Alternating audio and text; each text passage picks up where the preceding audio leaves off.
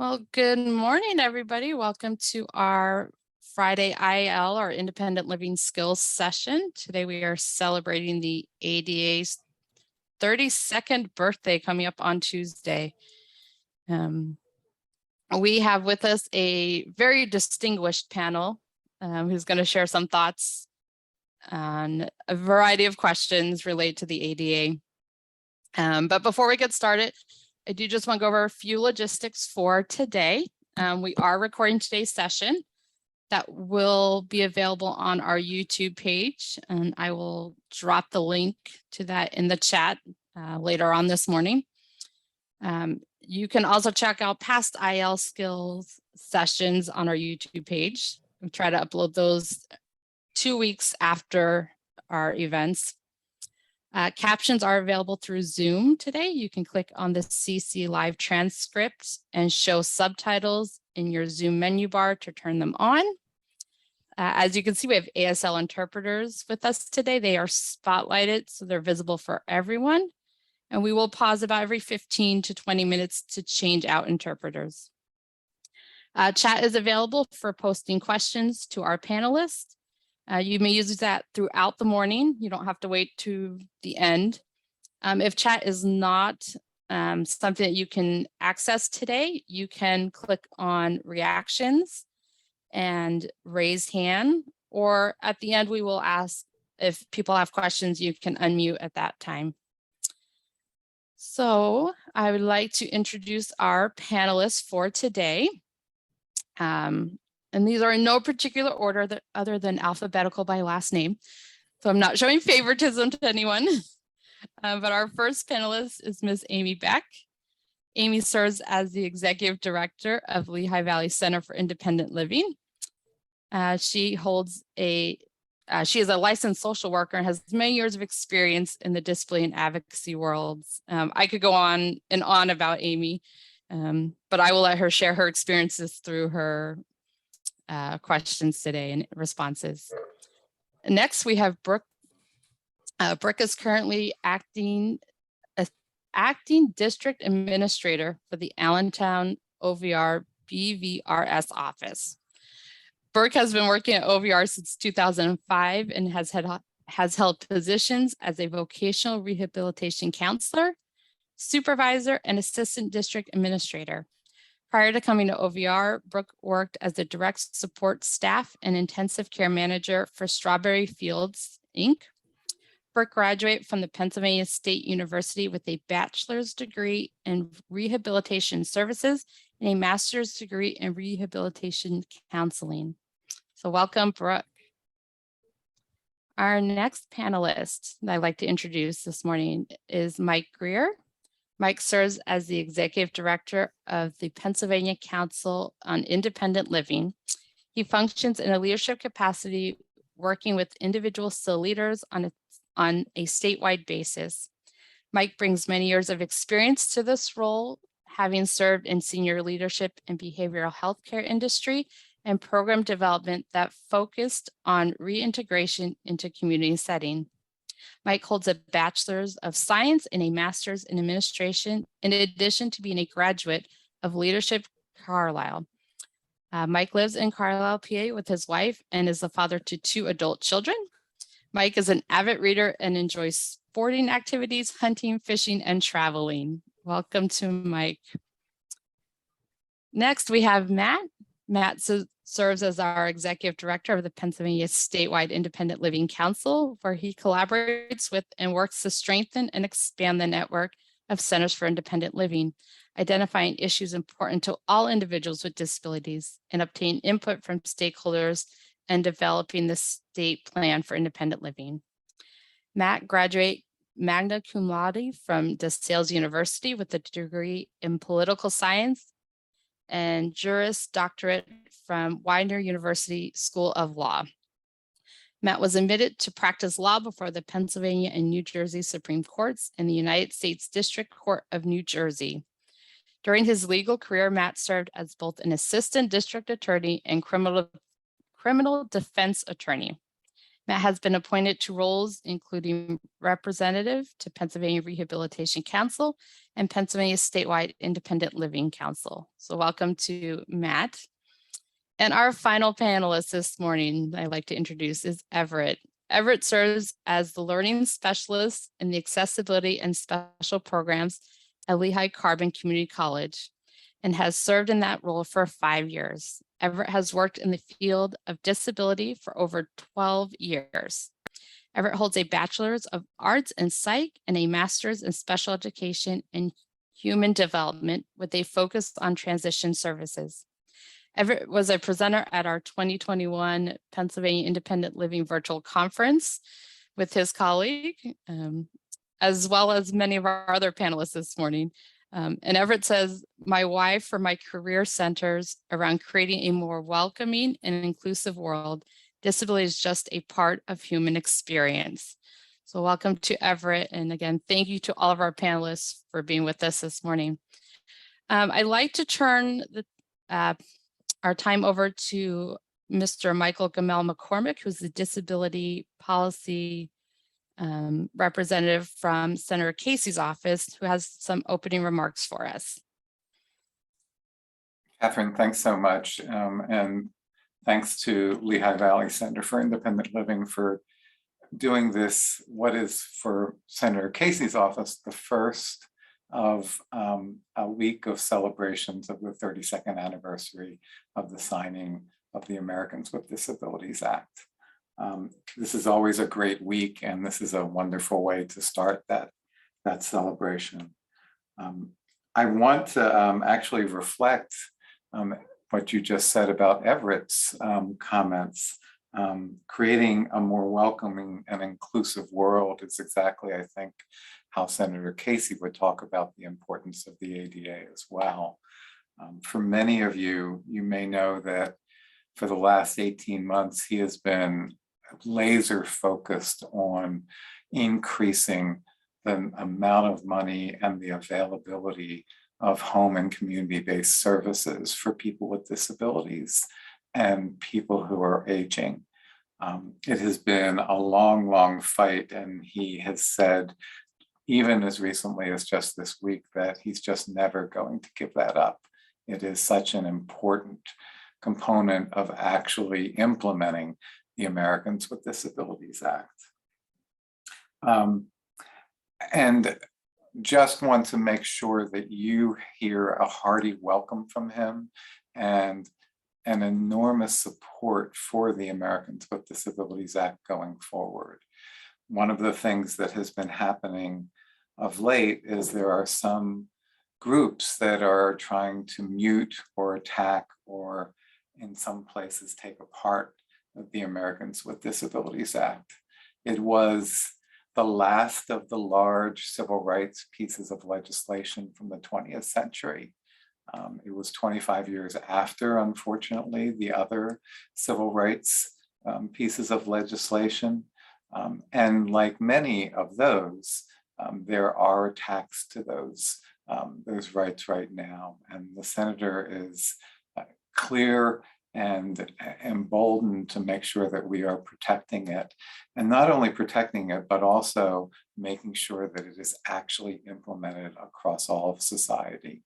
And one of those places where it needs even better implementation is in the online world, because we do so much work now virtually, because we do so much work online. We need to assure that that world, as well as our physical world, is accessible too. And then I'll just close with one very quick comment that he often makes, and that is, if we don't have supports, if we don't have services, we don't have civil rights. And to make the ADA a reality, we need to make sure that those services and supports are there. And that's one of the things that Centers for Independent Living do. Thank you to all of the CILs across Pennsylvania and across the country for making sure that we are pushing to make the ADA a reality. So thank you very much. I'm going to be able to stay for till the bottom of the hour, and I'm looking forward to hearing what the panelists have to say. Thank you, Catherine. You're welcome. Thank you so much, Michael, for your support and for Senator Casey's support for persons with disabilities and SILs. It resonates well with us, and like I said, we really appreciate that. Okay, so we will dive into our panel discussion right now. So so the way today will work is some of our questions will be answered by all of the panelists, and other questions will just be by select members of the panel. And as I mentioned earlier, if there is a question you want to ask of our panelists, please place it in chat and we will make sure we save time for those. So our first question this morning, and this is going to be answered by all of our panelists. Name one person from the disability rights movement that is or was an inspiration to you, and why or what about that person or their actions inspired you. And we'll start with Amy. Thank you, Catherine. I chose to mention, among many great people, I chose to mention Ed Roberts, who we call the father of the independent living movement. And I may not be the only one to mention him, but Ed was a person who was a quadriplegic because of polio. But when he was going to college at Berkeley, he began realizing about other people with disabilities, grouping them, banded together.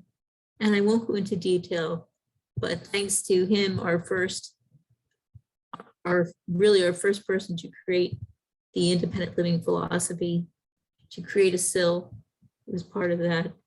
But when I think about Ed Roberts, I don't really think much about the fact that he was, his respiration had been greatly impacted by his polio, and he spent a good chunk of his time in an iron lung. And I don't even know if all of you know what that is, but it's pretty much laying down in a tube where force and change in air pressure makes your lungs expand and contract.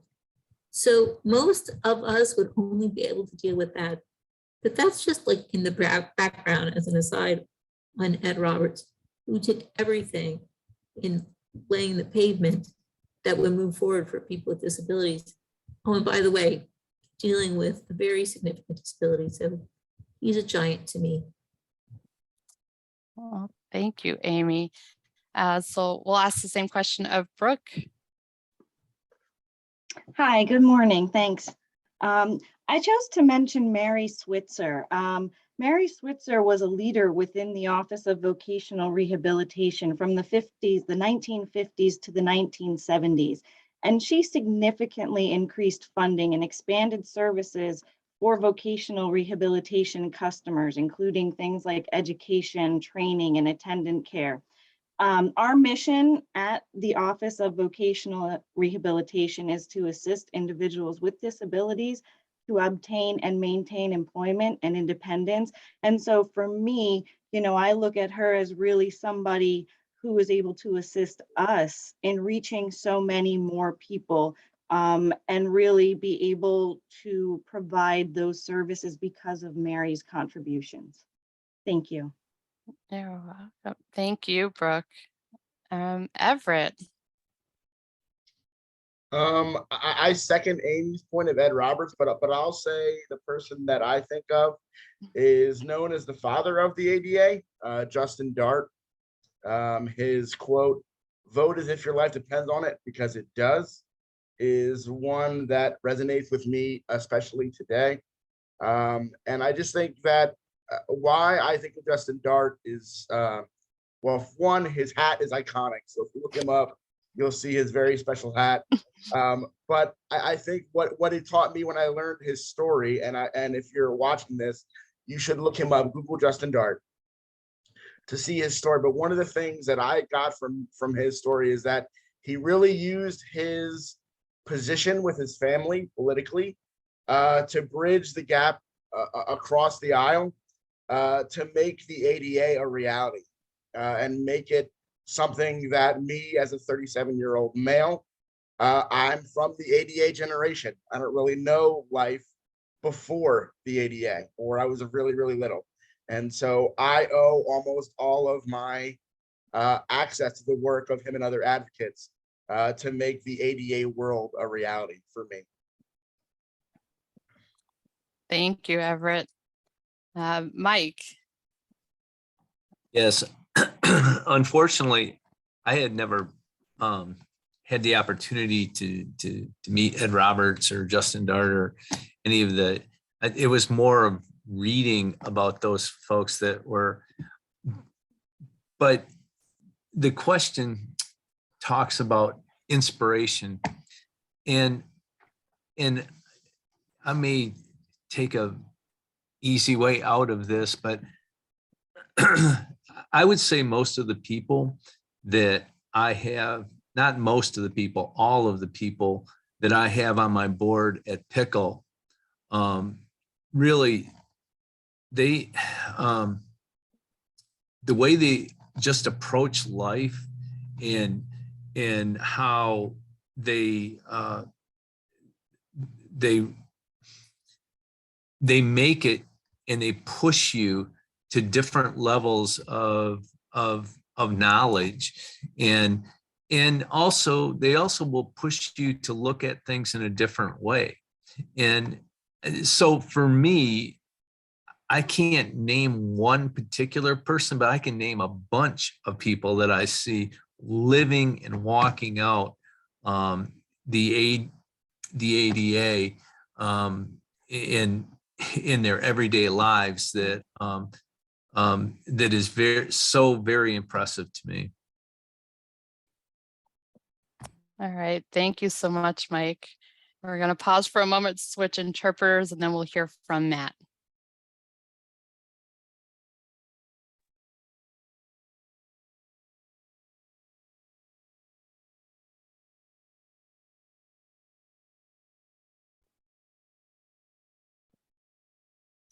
Okay. All right, Matt, if you want to go ahead and give your response now. Sure. Good morning, everybody. I had an answer. I really like Mike's answer right there. I'll name my person second, but I have to say I get on calls like this and I talk with Everett and both Mikes and Amy and other meetings where you hear the passion in people's voices, whether it be positive or negative, something has happened to them. And that just stirs something in you to make you want to do more. I'm sure people feel the same. But the person that I wanted to name was Corey Rowley. And Corey Rowley, if anyone doesn't know, was the director of the statewide Independent Living Council back in the early 2000s. And unfortunately, she passed away. She had cancer.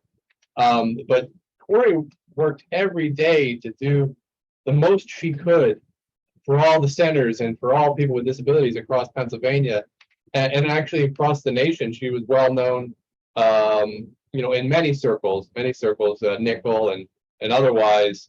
And then she just kind of, watching her do her thing kind of just created something in me many years ago. And so I found her to be very inspirational. All right. Thank you so much, Matt. And I would agree with you. As I'm hearing everybody talking, I'm very much overwhelmed by everybody's feelings, and I would agree. Everybody on this panel has inspired me in some way. Everybody Catherine, here. I think what it speaks to though is the fact that this is a community and we're all working towards the same goal. And Mike's answer, I think, was really great. I do have to say, like, it is truly everybody. There's been times that a lot of people on this call have inspired me to keep moving forward, and we have to be one large community working to make it better. Justin Darts and Ed Roberts and Judy Heumann, the big three, I guess people would say, that people have read about or they may know from the past. They are good to understand and know, but this is a very large community that makes this happen, and we inspire each other, and we have to continue to do that. Couldn't agree more, Everett. You put it so nicely. All right, so question number 2, again, this will be for all of our panelists. In one sentence, how do you define or describe the word advocacy? And we'll actually start with Everett on this one. Sorry, I won't talk anymore. I think it's knowing how to speak for yourself and others if you're able to do so. I think for so many people, advocating for yourself and living through the day to day, it can be challenging, but you have to understand how to express what your disability is, how it impacts you, and then what kind of supports you might need to maximize your independence as you see it. And if you're in a position where you are able to advocate for others, take that on. But I think it's really speaking for yourself and making sure that you can identify what works for you and making that happen, whether that be with support or without support. Perfect, thank you. Mike? Yes, thank you, Catherine. Mine is to articulate what you want clearly and never, ever, ever quit. Never quit. Even if someone says there's no way that can work or whatever, if you believe that, excuse me, in your heart you feel that, don't let that go to the wayside. Just continue to strive forward and knock down doors if you need to do that. Wonderful. Matt? Well, I think I took my definition a little bit specifically, or I guess I would say our one component of advocacy is going to people or places that have stuff or influence and convincing those people or groups to give you their stuff or influence. All right, thank you so much. Amy? I had written it down so I would get it right, but I pretty much said in one sentence that advocacy is having the belief that people with disabilities deserve equality and taking the steps to assure that equality. Beautifully worded. Thank you, Amy. And we'll end with Brooke on this question. Hi, I had written down for this question that, and it was hard to get it down to one sentence. You know, in my perspective, it's really about supporting the cause or a policy, helping people to find their voice and listening to what somebody is asking for and helping them to fulfill that need, especially if there is any inadequate treatment. But really, it comes down to assisting people to uphold their rights by raising awareness of problems and also seeking solutions to those problems. Thanks. All right, thank you so much. So question 3, how have the actions of the disability rights community and/or disability activists changed the way we all live? And Amy's going to respond to this one. Sure. You know, the biggest way that our lives were changed, one of them would be what we experience every day. There are ramps, there is accessible parking. When you are on the interstate and you stop, there's an accessibility features there. So, you know, overall, those physical changes are the biggest ones that we encounter and experience.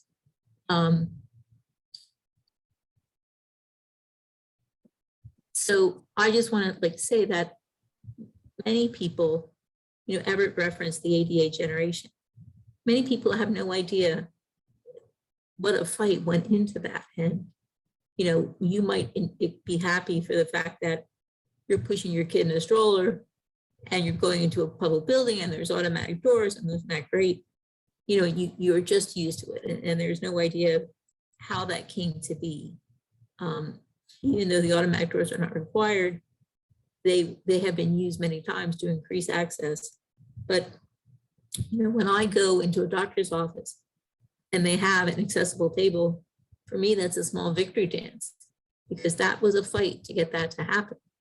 You know, when I can get on a bus or in a taxi and it's accessible, that's another victory dance. I mean, our brothers and sisters laid down, chained themselves around buses, linked their arms together, laid down so that buses could not move, to make the point that over-the-road buses were not accessible. I can't go visit my friend in Toledo on a bus because I can't get my wheelchair in there. You know, people crawled up steps of government buildings, including the Capitol, to show the lack of access. And people worked tirelessly. In some situations, people stayed for days in government buildings with little accommodation to make their point that things had to change. And I'm so grateful that employment is covered as an aspect in the first title of the ADA. You know, people with disabilities are probably still the greatest untapped resource, especially now. Hello, employers, we're out here, hire us. So I just wanted to make the case that, you know, we see so many aspects, like our wonderful interpreters today. We're kind of used to that. We're seeing more interpreters. They're standing next to, you know, some government people when they're talking, but that's because of the ADA that made those requirements that interpreters be provided in many situations to give equal access to communication for people who are deaf and hard of hearing. So, you know, a lot of things that we take for granted were hard fought by our brothers and sisters who really did lay themselves down at considerable risk to make it happen for us. So I know I owe them a debt of gratitude. All right. Thank you so much, Amy. And kind of going off of that with this next question, you know, Amy, you spoke a lot about people in our past that have, and some of them are still with us, that have done these actions and have really pushed the ADA forward with their things. And I want to pose this question to Brooke, Everett, and Mike. You know, how can someone listening today be an ally to the disability community and continue that fight forward? Because we know that it is still going on. So we'll start with Mike. It works better when I take myself off mute. That answer is quite simple, is get in the game. The fact is we always need more advocacy in almost anything we try to tackle. And it's often regarding changing people's ideas, thoughts, their minds. And, you know, the question of how can someone listening today be an ally? You can be an ally by joining us and stepping forward and just being a part of what we're doing. If you have that belief system, just be a part of it. Don't sit on the sidelines and watch, you know, be a part of it. All right, thank you. Brooke. So I have a couple thoughts written down here. My first thought is to, you know, consider accessibility in everything you do, whatever you create, make, build, consider accessibility in everything. And, you know, following off of what Amy mentioned, if you're a business owner or an employer, hire individuals with disabilities and don't just hire them, promote them into leadership positions. Make sure that you tell other business owners about it. And lastly, support community agencies and organizations that provide services to individuals with disabilities to promote independence and self-sufficiency and, of course, employment. But, you know, kind of like Mike said, get involved and see what what you have to give. What resources do you have? Because everybody has something different, and where can you help out and in what way? Thank you so much. And then Everett. And not to say the same things that Mike and Brooke said, but I'll say in my role at L-Tri-C, when I'm working with faculty or building new content or we're creating a new space, I should put it on my forehead and on my wall in my office. It says build with access in mind, right? In every aspect of what you're doing, think about it first as you're designing things so that it's easier to do. And then as far as other things, I think that as an ADA generation member, and I'm very proud to be, what I tell people a lot is if you see an issue, say something, right? Don't be afraid to voice your opinion and be a part of making change. But I think the biggest thing that allies can do now is really help fight those attitudinal barriers or those attitudes that people have in the community right now. Those don't go away, right? And they probably, and they may never. So we need as many allies as we can to combat their attitude towards the capabilities of people with disabilities. Thank you. So our next question, and we'll pose this again to Brooke, Everett, and Mike. What will help continue the disability rights movement for the next 5 years, 10 years, and beyond? We'll start with Brooke on that one.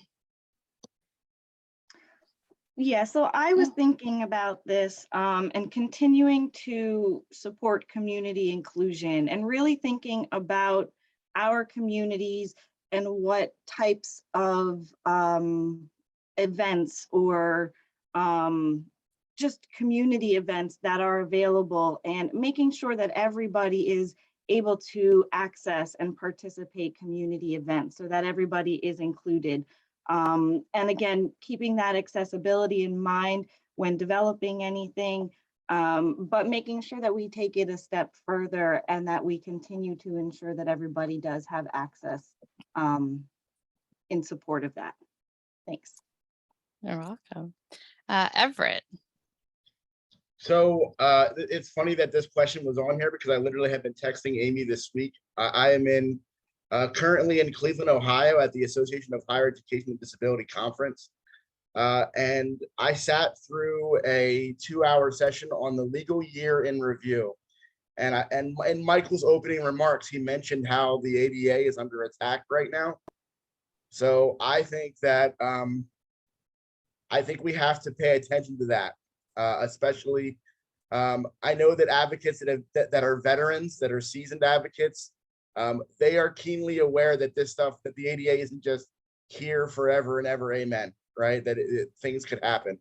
But I think that we have to pay attention to what those attacks are and understand that advocacy is needed to make sure that we don't lose our rights because we're just taking things for granted.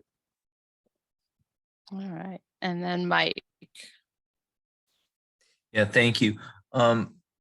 This to me is kind of very clear. The first thing is continue to have your voices heard. And the second thing is to take action. In other words, don't just talk about it, do something. And, you know, like Everett was saying, you know, when it's easy to complain about things that that people may be trying to take away from us, but it's the actions that follow those comments that I think is really, really critical. And, you know, you could have this for the next 5 to 10 years, but it could be for the next 50 years that you're going to have to do that. And that's okay, because we're very capable of the fight and being able to put that kind of effort forward. All right, thank you. So question 6, what is one area where you would like to see better enforcement of the ADA in the next 3 to 5 years? And we'll start this question with Matt and then move to Amy. Well, there's so many. But I think one of the most problematic areas is parking. Parking, I mean, it's just not enforced. Not at all, actually. You can go to just about any food store, any Walmart, go wherever you want, and the parking lot and the disability spots are almost like VIP spots now. Everyone has a placard. I'll drive around and around and around to try and find someone or find someplace to park and then I'll get close to the restaurant or whatever it is, and you see what appears to be normal looking non-disabled individuals getting out of their cars and just strolling in like it's like a VIP spot. And I know that's a little naive, and there are hidden disabilities and all that, so don't jump down my throat yet. But it just happens so often that it seems like it's more than that. And it's a little infuriating. And what really bothers me, I'll tell you, is when someone parks in the slashed area. So anybody that has a van that has to, drop the ramp down, when you get someone else that has a disability placard or plate, whatever, I don't really care what their disability is, but they should know better than parking in that area. And it happens so often, someone else with a disability will prevent me from getting into my car. All right, I'm done. That's my rant. All right, Amy. I mean, I agree with the parking. That is a big one. There is just general lack of enforcement for the ADA and the backlog always with the Department of Justice. But the one I would like to say it relates to the ADA. It's more under the transportation, but we really need a way that people can fly who use medical equipment, and the medical equipment is not savaged in the process. It's almost half of wheelchairs are damaged in airline travel. So, I'd like to be able to go somewhere beyond where I can drive. And but when you're using, technology that you rely on, you're not so willing to have some rushed baggage handler try to throw it in, get it into the baggage handling area. So that for me, it relates, but it would be really nice. I have heard rumors of cabins coming that will allow a motor wheelchair to come into the cabin, be in there, and that would be ideal. So, let alone being able to go to the bathroom on a flight. I'm not asking for everything at once, but that needs to happen. So. All right, Brooke. Hi, I had noted that in the area of employment, making sure that we are enforcing, or that it should be enforced, individuals being able to access the right accommodations that will assist them to be successful in employment, and making sure that they have the opportunity to choose what accommodations work best for them, and employers working through that. I also, on the transportation theme, access to transportation is a huge issue for many of our customers who want to seek employment, and that's for various reasons. And so transportation really does seem to be a theme of need for attention and some additional services and support. Thanks. You're welcome. Thank you. And then Everett, and we'll end with Mike. Yeah, so I'll piggyback off of what Brooke just said with transportation. I am a person who drives and have parking issues, and I'm a person who flies and understands the struggle of trying to get to a bathroom on a flight. It's literally impossible. But I would say one of the things is with transportation, your Amtrak's and your Greyhounds still are not up to snuff everywhere. It is really disheartening to know that not every station you want to go to on a train you can use, or that you're taking a risk of being deemed a troubled customer if you're on a Greyhound bus using a wheelchair. And so I just want there to be more transportation options available to people, because I feel like that is a huge barrier to people's access to the community. All right. And then Mike, we'll wrap up with you. This one's I agree with what everyone has said. And the one for me, though, that sticks out the most that I'd like to see addressed in the next 3 to 5 years is accessibility in government buildings. It drives me, well, it saddens me a lot. Matt and I do our legislative visits together, and we go all over the Capitol. And there are some offices that aren't accessible to him. Matt he can't participate in the meeting because there's steps to go down. And it's like, why hasn't someone fixed this? I mean, this doesn't seem like it's that big of a deal to fix, but that to me is really, and yeah, they can say, yeah, well, you have this area, you can go in this area and this area, but well, why not have the whole building be accessible? And that's the thing that I think that I would really, really like to see in the next 3 to 5 years get addressed. Okay, thank you so much. So we are going to pause and switch interpreters really quick.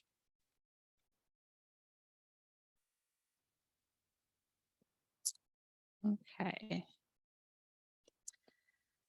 This next question is going to be for Brooke. Is there a section or a milestone of the ADA that sticks out to you?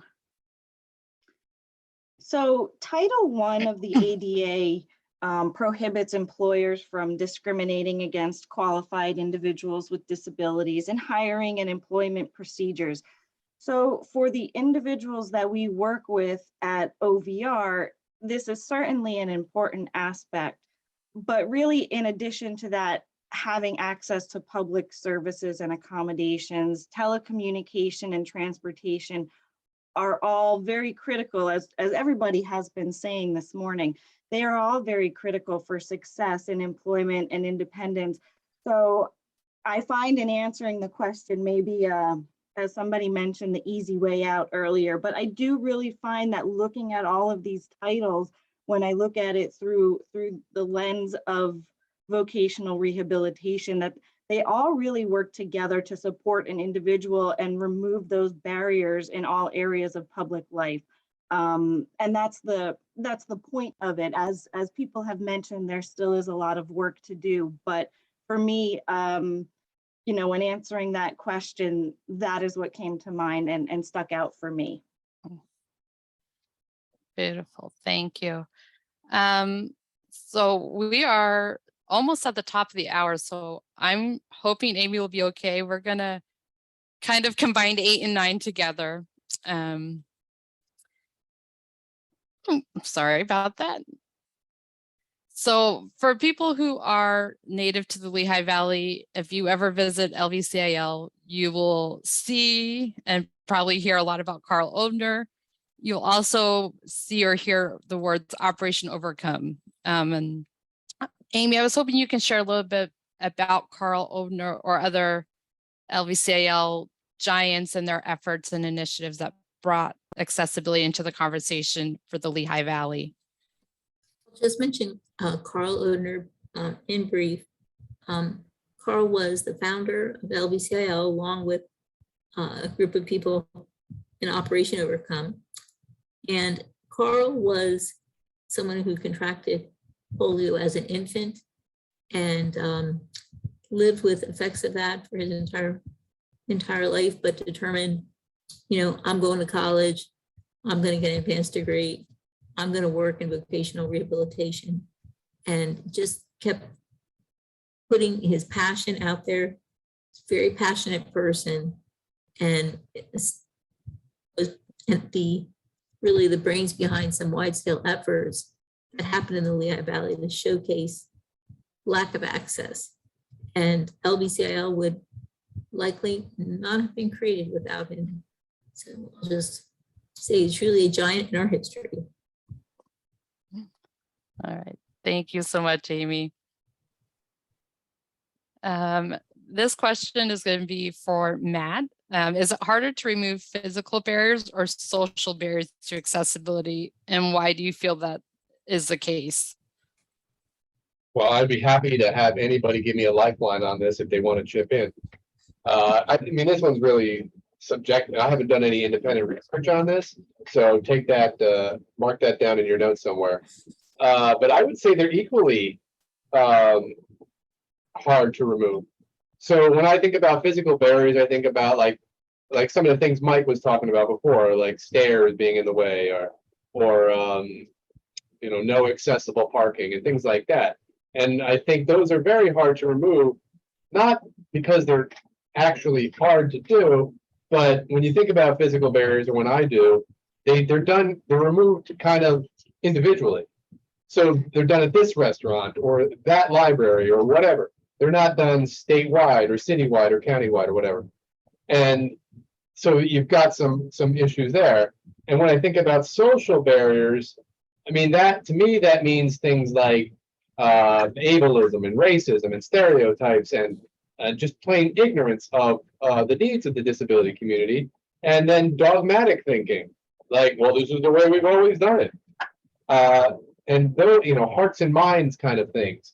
And I if 10 years ago, maybe I would have said, it's much harder to change or sway thinking and, the way people have been taught or raised, or, nature and nurture kind of stuff. But then when I see how physical barriers are removed or, dealt with piecemeal, I think they're both, very challenging, if that makes sense, in that random thinking that I just threw out there. Anybody else wants to chime in? I mean, Mike, plenty to say.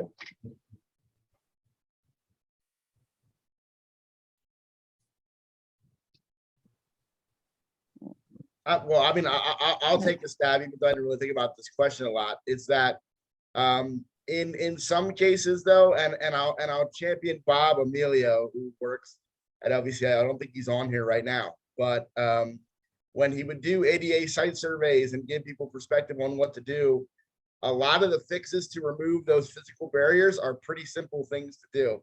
Now, there are big things like steps and elevators and all of that, and Matt's right, that can be very systematic and can take time because they're not done in a systematic, like, county-wide or area-wide way. But there are some pretty simple fixes to make things more accessible or to be more quote unquote ADA compliant. But social barriers are going to, I mean, and Matt said 10 years ago, he would have said social barriers are much harder. And I would still agree with that. I think that social barriers and people's perceptions and ableism is a real thing, right? That is a real thing. And so we have to be combating those. But I hope that we can get things in place where people are starting to build more things with access in mind, thus getting rid of barriers. But it's all of this takes time and advocacy, though, all of it. All right, thank you. So I'll remind our participants today that if you have a question you want to ask of the panel, you can throw it in chat, or we can kind of start taking those. But while you're thinking about those, we'll kind of close out, give our panelists a chance to just give some closing remarks or thoughts. And we'll start with Amy.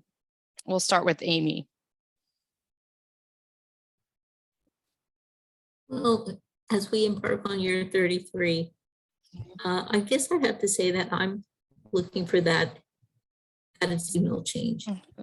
That if one more, one or more members of our community become aware of, the ADA equality issues, justice issues, it's a win. So that's what I'm looking for. Wonderful. Everett? You wanna- Yeah, so my role at L-Tri-C is unique in that I advise the college on all things related to access. Like when they're doing new construction, when they're looking at developing courses, picking textbooks, revamping a website. I'm just kind of there to kind of point out what would make things not only compliant, but maybe go a step above compliance. And as I sit here, there is not many people that hold a position like that at a college. So I would love to see more people like me be at Pennsylvania colleges having this kind of job, so that we can build a community where the ADA is not, the ADA and compliance is very important to colleges and universities, but I think that having a person that is literally there to help drive those initiatives really makes a difference and can really make huge change. All right, Brooke.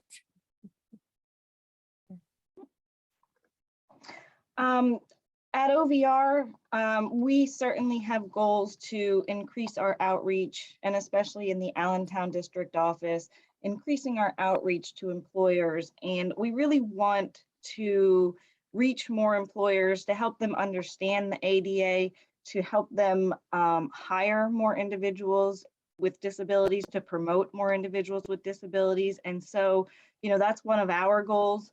Moving forward is to increase those employment opportunities. We want to increase options for transportation and try and figure out, is there anything else that, that is out there? Something that maybe we haven't thought of before, and certainly focus on our transition age youth and helping those young adults to graduate high school with skills and goals and dreams for the future. And we want to help them to reach those goals and dreams. So those are my closing remarks. Thanks. Thank you. And then we will end today with our Pickle and Silk executive directors. So Matt and then Mike. Well, I want to take a minute just to say thank you to Lehigh Valley Sil, Amy, Catherine, for putting on panels like this, because I think this does help, the movement and inspiring the next generation. And that would be part of my closing thought is, what is it, question 4, where you talked about the next, I forget how it went. How can someone listening today be an ally to this disability? I mean, again, like I said before about, my perspective 10 years ago versus today. I think 10 years ago, I was, wanted to get big wins for the disability community. Let's get this passed, ABLE Act, or what else? Some of those big pieces of legislation that you really, would really rock the disability movement. It would be a huge win.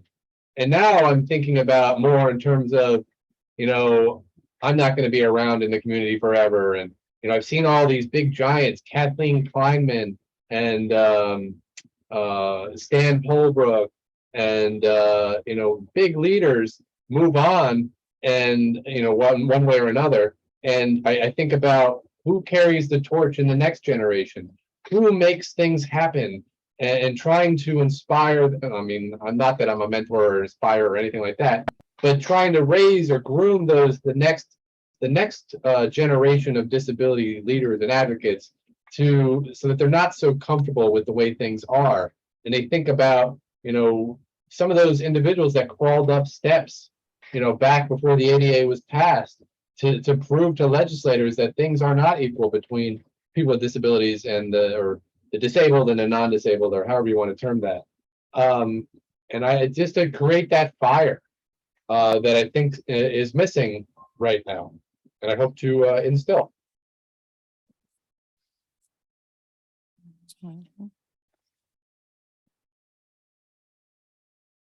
All right, and then Mike. As Matt said, I want to thank LVCIL for inviting me to this panel. It was excellent. I sometimes Matt always says, I kind of agree with what Mike says, and I kind of agree with what Matt just said. It really is a, Don't start down that path, Mike. it's really, you know, I mean, the fact is probably within 2 decades, we're going to get to a place where no one realizes the efforts that people went through to get the ADA passed. And that's the thing that, you know, it says, what changes do you like? I mean, I would just like to see the ADA become a normal, when quote unquote normal, part of our society, that there's really no extra thought to, if you're building a building, you know, it's all should be accessible, you know, you know, rather than have to have people point out, well, it's not here, it's not here. I'd love to see all restaurants have, you know, just regular accessibility, that someone could go into the restaurant regardless. And to me, the fact that that isn't the norm right now is really difficult to, and I'd just like greater enforcement, really and truly, just greater enforcement of all the issues that kind of were today. That what I think could catapult us further. But we are going to need, what Matt was saying, we're going to need additional support from people coming up through the ranks to fill that advocacy void. So thank you for the opportunity to be with you today. Well, thank you to our panelists. I appreciate you guys being here today. And for those listening, this is kind of your call to action, you know, as we go into the celebration, celebrate, learn, share, you know, think about what has been said, what you can add to the movement as we look forward to next week's anniversary and moving forward. So again, just like to thank all of our panelists for their time and their thoughts.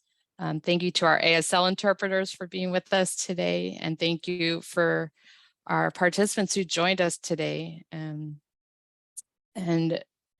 we welcome you back next Friday. We'll be hearing from OVR about some of their programs that they have to offer. And we've got some programs coming up in August. So reach out if you'd like to get on the email list. But again, thank you and have a wonderful weekend.